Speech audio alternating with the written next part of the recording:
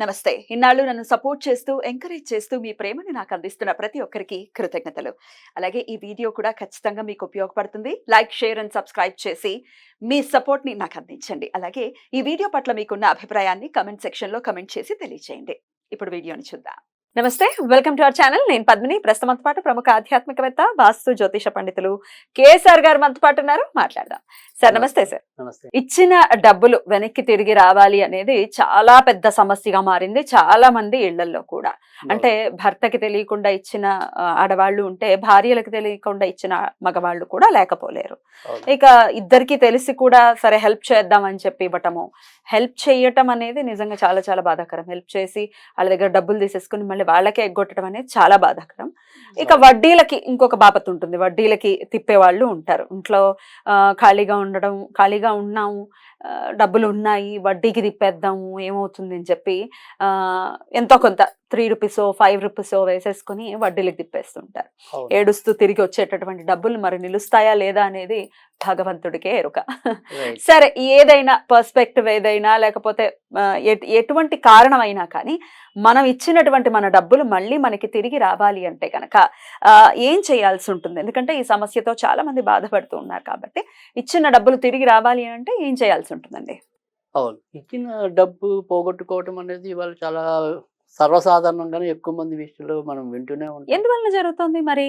అంటే ఇక్కడ ఇవాళ ఏమంటాం, దేనికైనా చెప్పాలంటే కనుక కలి ప్రభావం అనేది కూడా ఎక్కువగానే హెల్ప్ చేసింది అది పోగొట్టుకోవడం కదా. అంటే ఇప్పుడు బాధాకరం పాత కదా. రోజుల్లో ఏంటంటే మనం ఏమంటాం, మనం లేకపోయినా సరే పరువు నిలుపుకోవడం కోసం మనం ప్రయత్నించేవాళ్ళం. ఇప్పుడు పరువు పరువు పోయినా పర్వాలేదు, నేను బతికితే చాలు అనుకుంటున్నాను. సో అది ఒక సందర్భంలో నేను ఒక కార్యక్రమం చేసినప్పుడు కూడా చెప్పాను. పాత రోజుల్లో నేను పెరిగిన విధానంలో మా అమ్మగారు నాకేం చెప్పేవాళ్ళు అంటే కనుక, అరే నువ్వు కష్టపడకపోయినా పర్వాలేదు, ఇంట్లో ఉన్నా పర్వాలేదు, కానీ నాకు నీతి నిజాయితీతో బతికనేవాళ్ళు.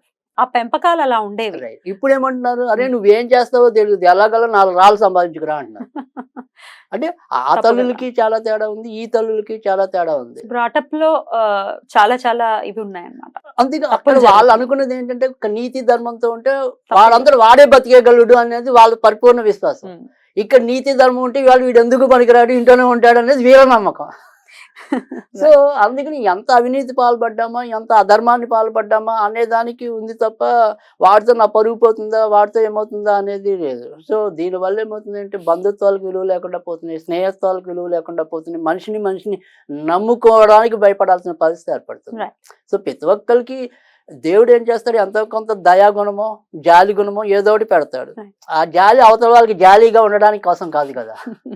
సో ఇక్కడ అందుకని మనం ఏంటంటే ఖచ్చితంగా ఇది చాలా మంది ఎదుర్కొంటున్న పెద్ద సమస్య, మానసిక పరమైనటువంటి ఇబ్బందిగా కూడా మారుతుంది. ఎందుకంటే ఇంట్లో భర్తకి తెలియకుండా భర్త ఉంచుకోవే ఈ వారం 3000 ఏదో అలా దాచుకున్న డబ్బులే ఇస్తూ దాచుకున్న డబ్బులు పాప వీళ్ళు ఇవ్వటం, అదేమో భర్తకి చెప్పలేము, ఇదేమో ఎప్పుడప్పుడు అడుగుతారు కదా ఏమి డబ్బులు. కానీ అసలు నేనది వీళ్ళకి అనారోగ్యాన్ని ఇవ్వటమేగా. ఎగ్జాక్ట్లీ. అది సో మానసికంగా మనకు కుదిరలేకపోతే దాని అనారోగ్యాలకు వెళ్ళిపోతుంది. ఇక్కడ ఇంకొక ప్రశ్న, వడ్డీలకి తిప్పేటటువంటి పరిస్థితి కూడా ఉంటుంది.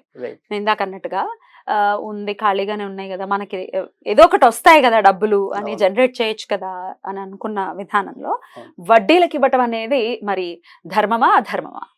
ఈ ధర్మ వడ్డీ అనేది ఎప్పుడు ధర్మం అనేది శాస్త్రం.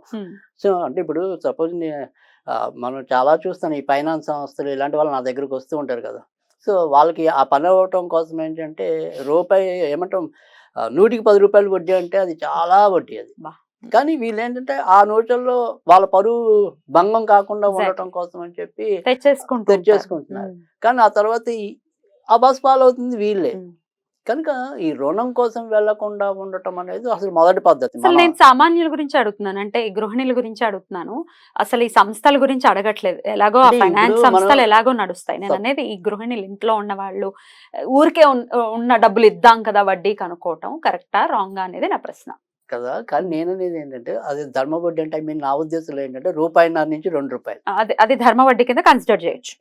ఎందుకంటే ఇవాళ మనం బ్యాంకుల్లో వేసామనుకోండి, ఆ బ్యాంకులు కూడా మనకి ఒక్కోసారి నమ్మకంగా ఇవ్వలేకపోతాం అనేది ఉంది. తర్వాత రెండోది ఏంటంటే బ్యాంకులకి వెళ్ళి ఇప్పుడు సపోజ్ ఇంకా మన పట్టణంలో ఉండే వాళ్ళకైతే కొంతవరకు అవగాహన ఉంటుంది కానీ ఈ పల్లెటూళ్ళలో వాళ్ళు వెళ్ళి అక్కడ బ్యాంకుల్లో నిలబడి క్యూలలో నిలబడి అవన్నీ డబ్బులు వేసే కన్నా ఏదో ఇంటి దగ్గర పలానా పుల్లమ్మ అడిగిందో వెంకమ్మ అడిగిందో ఆ అమ్మాయికి సహాయం చేద్దామని ఒక మంచి ఏమంటే వడ్డీ అనేది వాళ్ళకి వస్తుంది అనేది ఉన్నప్పటికీ కూడా వాళ్ళకి అట్లా వీళ్ళకి అవతల వాళ్ళకి ఎంతో కొంత ఏమంటాం ఒక సాఫ్ట్ కార్నర్ అది ఉండటం వల్లే కదా నమ్మిస్తున్నాం.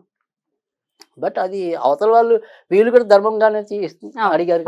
రూపాయన్నర 2 అనేది మినిమం పర్వాలేదు. మరి 5 10 అంటే కనుక అసలు 3 రూపాయల జోలికి కూడా వెళ్ళకూడదు. నిజానికి ఏంటంటే అసలు మనం వెళ్ళకూడదు. అసలే వెళ్ళకూడదు.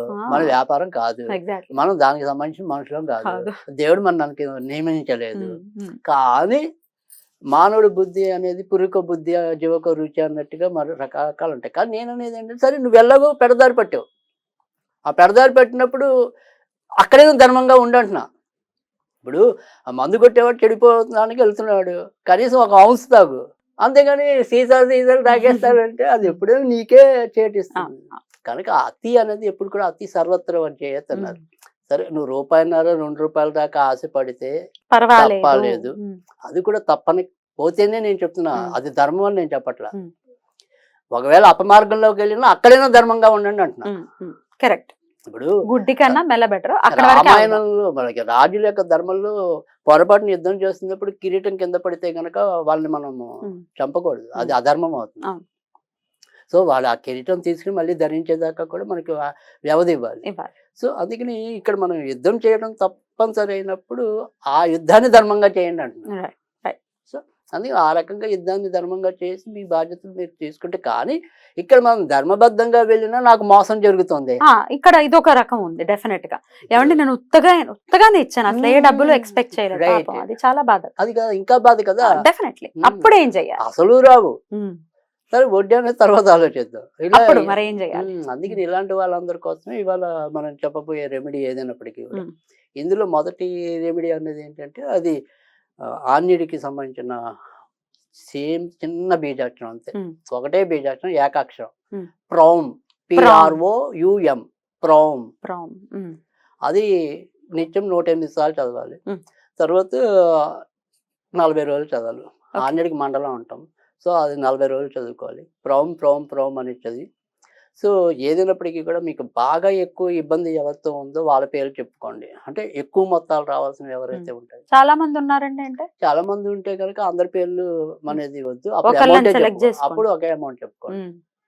సుమారుగా నాకు కనీసం ఇంత మొత్తం రావాలి, 10 లక్షలు రావాలి అనుకోండి, ఆ 10 లక్షల పేర్లే చెప్పుకోండి, పేర్లు అందరూ చెప్పుకోండి. 10 లక్షలు అదే ఏక వ్యక్తి అంటే ఎప్పుడైనా సరే ఏమవుతుందంటే ఒకే వ్యక్తిగా అయితే కనుక మనకి ఇంకొక ఈజీ ఉంటది. లేదు 4-5 పేర్లు అంటే మరీ 100లో బ్యాంకుల వాళ్ళకి ఇచ్చి ఆ బ్యాంక్ అంతా లాభపడాలి అనుకుంటే అది వాటికి అప్పుడు వాళ్ళు ఆ బ్యాంకు మేనేజర్ ఇదే పని చెయ్యాలి. అంటే ఇందాక నేను చెప్పినట్టు నాయన నేను ₹1 కోటి అప్పించాను, వాళ్ళు తీర్చకపోతే నా మేనేజర్ పవర్ బూస్టింగ్ అవుతుంది అనుకున్న ఎవరైనా సరే ఆ బ్యాంక్ మేనేజర్ ఉంటే కనుక ఆ జనాల కోసం ఈ నీళ్ళ పాపం పాకులాడాల్సి వస్తుంది. కనుక ఆ రకంగా చేయటం అనేది అనుకోవాలి. అది 108 సార్లు చెప్పిన 40 రోజులు చేయాలి.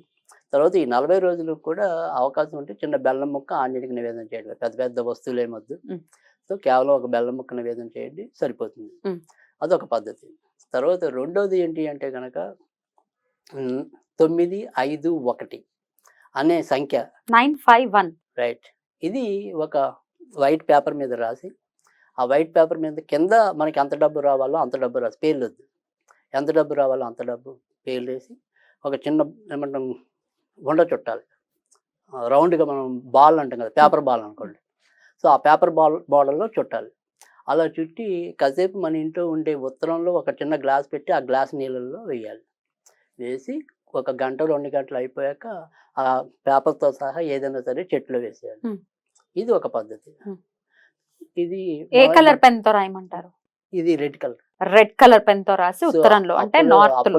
జనరల్ గా అప్పులు రాకపోయినా, అప్పులు మనకి సరిగ్గా లేకపోయినా, అప్పుల జోలికి వెళ్తున్నా, వాటన్నిటి కూడా జనరల్ గా కుజుడి యొక్క ప్రభావం అనేది ఎక్కువ ఉంటుంది.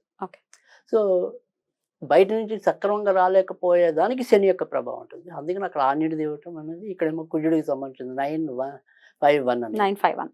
సో 951 అనేది ఎందుకు ఇచ్చాము అంటే కనుక 9 అనేది కొంతమంది ప్రకారం కుజుడి నంబర్ అయితే 5 అని కలిపితే 6 అవుతుంది. 6 అనేది శుక్రుడి నంబర్. సో లేదు నా పద్ధతిలో రివర్స్‌లోకి వెళ్ళినా కానీ వాళ్ళిద్దరే కారకులు అవుతారు కదా! సో శుక్రుడు మన యొక్క భోగత్వాన్ని పోకుండా ఉండాలి అంటే కూడా శుక్రుడు కావాలి. కనుక 951 అది రాసుకోవటం. అంటే నేను ఏదైనా సరే ఒక రెమెడీ అనేది ఇవ్వటం అనేది ఉంటే దానికి ఏదో ఒక రీజన్ ఉండాలి. అంటే గ్రహాలతో సంబంధం ఉండాలి నాకు కంపల్సరీ. సో ఆ గ్రహాలతో సంబంధం లేకుండా రెమెడీస్ అంటే చెప్పలేను కామన్గా. సో దేనికి ఎవడి వల్ల ఏ ఇంపాక్ట్ తగిలి వీళ్ళు బాధపడతారు అనేది మన యొక్క ఏమంటాం పరిశీలన. సో ఆ పరిశీలనగా చూసినప్పుడు ఖచ్చితంగా శని కానీ శుక్రుడు కానీ కుజుడు కానీ వీళ్ళ వల్లే మనం యొక్క సంపదలు పోగొట్టుకోవడం కానీ సంపదలు వృద్ధి చెందుకోవడం కానీ ఏదైనా కూడా మేజర్ ప్లానెట్స్ అయితే ఈ 3. అందుకని అక్కడ ప్రోమ్ అనేది ఇచ్చాను, ఇక్కడ ఇది అనేది ఇచ్చాను. సో ఇది ఏ రోజు చేయమంటారు ఈ పేపర్ది?